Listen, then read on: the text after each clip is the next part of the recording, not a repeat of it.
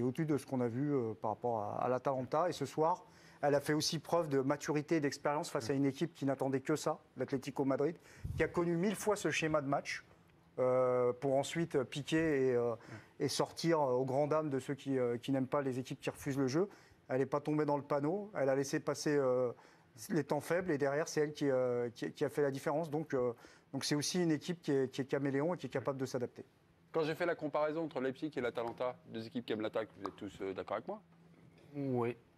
Oui, c'est une équipe. Après, elle n'est pas ouverte aux 80. C'est ça qui diffère de l'Atalanta. Pour moi, cette équipe-là, elle a moins besoin de se déstructurer pour créer du jeu. L'équipe de l'Atalanta se déstructure beaucoup pour pouvoir trouver des supériorités numériques dans des zones importantes. Là, Leipzig, derrière, il y a quand même une certaine assurance. Le match d'Upamecano ce soir, il est rassurant. Je pense que c'est pas les individualités de... Je suis pas d'accord là-dessus. J'ai l'impression que les individualités derrière à Leipzig sont meilleures que celles de l'Atalanta. C'est ce que je te dis. Mais j'ai l'impression qu'elles se déstructurent. Oui, mais les individualités offensives de l'Atalanta sont meilleures que celles de Leipzig. C'est pas Parce faux. que la force de Leipzig, c'est quoi? Son collectif. C'est le collectif, la force. Il y a des bons joueurs quand même, non, Gilles, qui font des différences. Je suis désolé, moi, je ne suis pas tout à fait d'accord avec vous, parce que dans les combinaisons que j'ai vues de l'Atalanta, notamment hier et plus particulièrement plus cette saison, j'ai trouvé que sur la créativité, sur des... Il y avait des choses qui me semblaient plus originales, moins dans la logique du jeu. Je ne veux pas rabaisser Leipzig, mais qui me semblaient plus créatrices. On peut peut-être anticiper presque la prochaine question. Quand tu vas nous demander quel va être le joueur que tu vas sortir, je suis incapable de t'en sortir un. Alors que l'Atalanta, je te le sortirai assez facilement. Donc, il y a peut-être une force collective qui est meilleure du côté Leipzig. Et qui a tendance à moins être... Mais pour anticiper encore la question, le Paris Saint-Germain passera contre Leipzig. Ah ouais. Qu'est-ce qui vous donne cette assurance? Parce qu'offensivement, parce qu'une fois qu'ils auront passé la première demi-heure, Paris Saint-Germain, ils sont très, très durs. Plus le match avance, plus ils sont durs à jouer. Surtout qu'ils vont rentrer. Mbappé va jouer. Bon, Verratti ne jouera pas. La seule ombre que j'ai, c'est Navas. Qui, je pense, ne jouera pas. Mais Di Maria va rentrer. J'espère qu'il fera une composition d'équipe plus équilibrée, qui ne nous mettra pas Icardi devant avec les trois autres, pour justement contrecarrer leur collectif à eux. Et je ne pense pas que l'attaque que j'ai vue ce soir de Leipzig fasse grand mal à la défense du Paris Saint-Germain. Par contre, l'entrejeu, le jeu et tout, oui, ça va courir. Complètement d'accord. Leur équipe et leur façon de jouer, pour moi, Leipzig, c'est meilleur. Après, je les trouve beaucoup moins dangereux que l'Atalanta.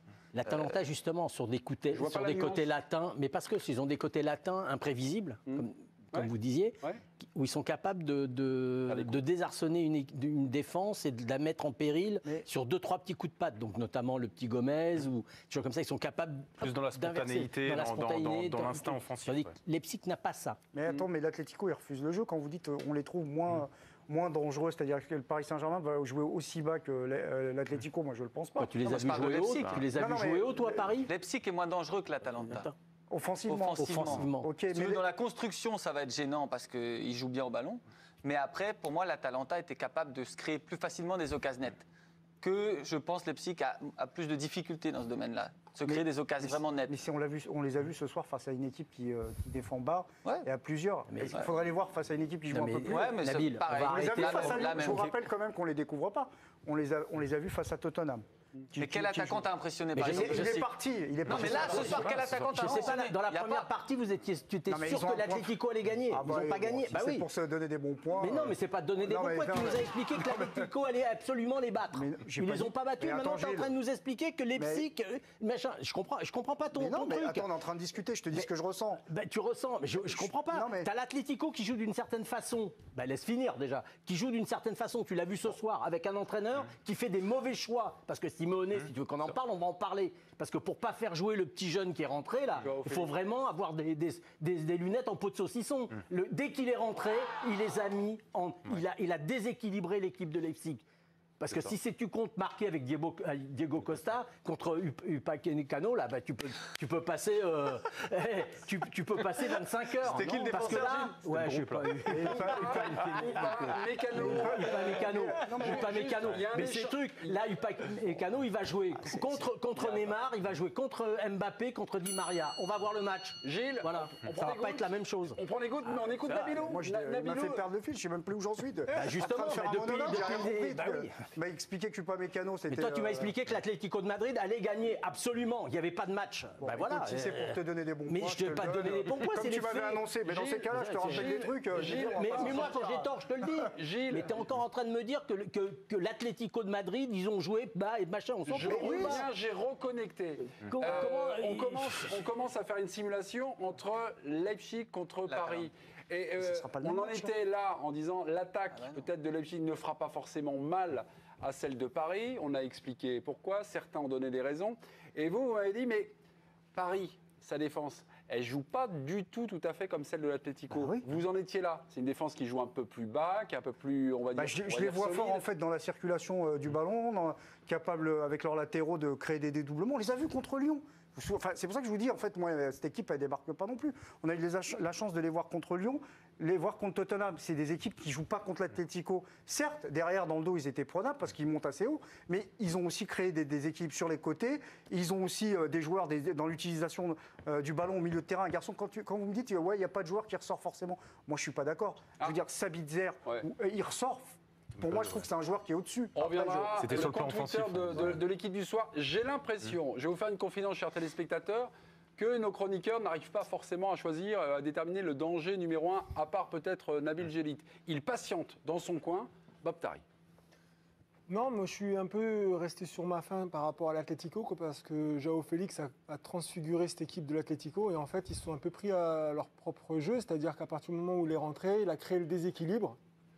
C'est un joueur de rupture et il a changé cette équipe. Et en fait, on s'est rendu compte que Leipzig a patienté et a attendu son heure pour crucifier cette équipe de l'Atlético comme il fallait. Après, contre le Paris Saint-Germain, la force collective de Leipzig est très forte, mais elle n'a pas des joueurs individuels qui sont capables de créer le déséquilibre et le danger.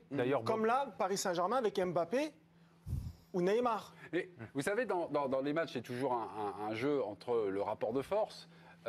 Paris, il semblerait quand même Paris compte une meilleure armada offensive que l'Atlético. Je pense que vous n'allez pas forcément me contredire.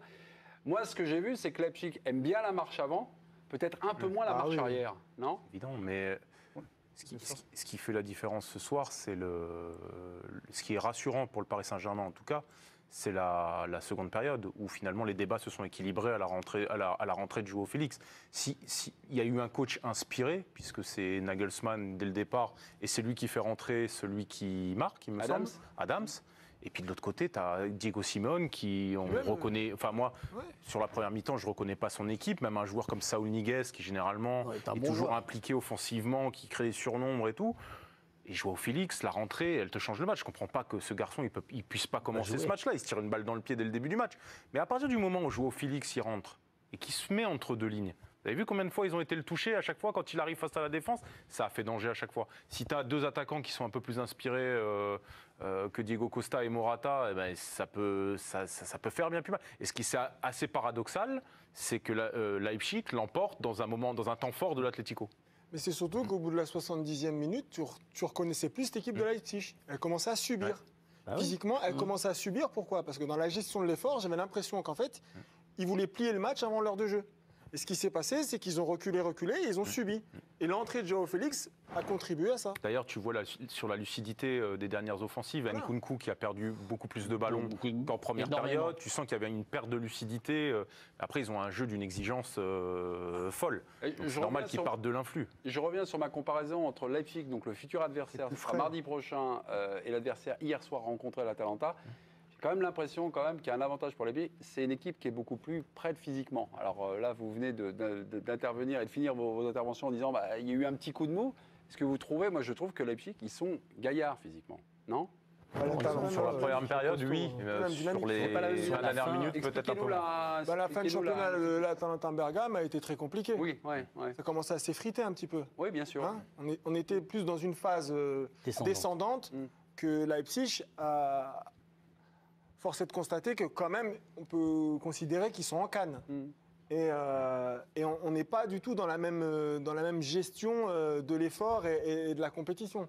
Là, on a senti que l'Atalanta, c'était dur de trouver le second souffle. Leipzig, ils sont plus à même d'encaisser une éventuelle période, un passage à vide. Voilà. C'est-à-dire que l'Atalanta, c'est à fond les ballons. À partir du moment où tu commences à baisser de pied ou à jouer contre nature, ce qu'ils ont fait les 25 dernières minutes, tu es tout de suite en difficulté.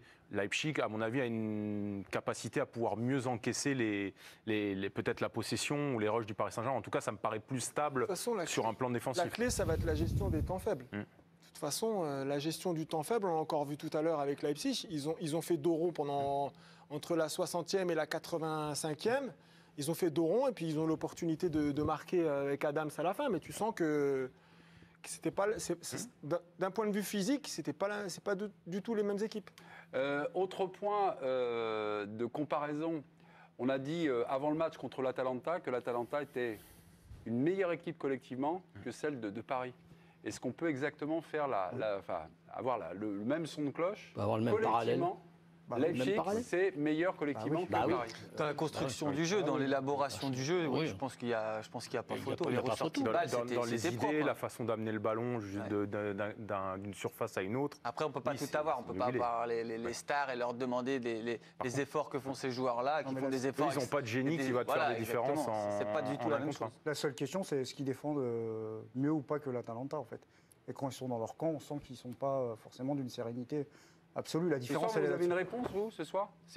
Non, la meilleure attaque, on ne sait pas forcément, mais la manière de défendre. Non, mais la meilleure, face à Mbappé, par exemple, comme hier, ou Neymar, il n'y a pas de réponse, en fait. S'il décide de casser les reins et de faire des différences, effectivement, ils les feront. Je trouve qu'ils laissent quand même un petit peu moins d'espace dans leur dos. Ils sont moins naïfs, je trouve. Sûr, ouais. Enfin, je trouve vraiment moins naïfs que l'Atalanta. Oui, parce qu'il faut quand même se le coltiner, ça a l'air de rien, même si ce n'est pas le Diego Costa d'il y a 3 ou 4 ans. Il faut quand même le gérer, quoi. Et c'est vrai que là-dessus, ils ont été bons. Mais après, Upamecano, ce soir, il a été royal, mais il y a eu des matchs où il a été plus en difficulté, notamment le match aller, vous vous souvenez, face à Lyon et Silvino, 0-2 pour Lyon, qui avait fait un hold-up incroyable. Donc voilà. Et rappelons également que c'est l'équipe la plus jeune de la compétition. Leipzig, on ne le dit pas assez, c'est 23 ans de moyenne d'âge. Et voilà, c'est très jeune. C'est l'angle d'attaque de Leipzig, en général, qui mise beaucoup sur des joueurs, des jeunes joueurs à fort potentiel, peut-être à la revente. Benoît Cosset, vous êtes là? Benoît, bonsoir. Oui, Benoît, tout à fait. Rappelons à nos téléspectateurs que nous avons envoyé gracieusement à ses frais Benoît Cosset du côté de Lisbonne. Vous avez donc vécu une soirée exceptionnelle hier soir. Ce soir, l'ambiance, est-ce que vous avez rencontré peut-être des supporters du Paris Saint-Germain et comment ils ont vécu cette soirée en découvrant finalement à la fin qu'ils allaient affronter mardi, enfin leur équipe allait affronter mardi Leipzig? Alors, j'ai pas rencontré malheureusement de supporters parisiens une fois le résultat connu. J'ai plutôt rencontré des Portugais et comme j'avais bien écouté l'équipe du soir, j'avais plutôt misé sur la victoire de l'Atlético. Vous voyez, on est devant l'hôtel de l'Atlético Madrid. Là, on a quelques confrères espagnols, voilà, à vous montrer qu'ils sont ici parce que au Portugal, l'actualité Ligue des Champions, c'est João Félix et on a cru à un moment donné que João Félix justement allait faire chavirer le Portugal dans une dimension Ligue des Champions où ça allait enfin être jour de fête. C'est pas le cas, donc du côté de Lisbonne, les stars, c'est en partie les joueurs de Leipzig, parce que je vous montrerai un petit peu plus tard, mais on a des 4x3,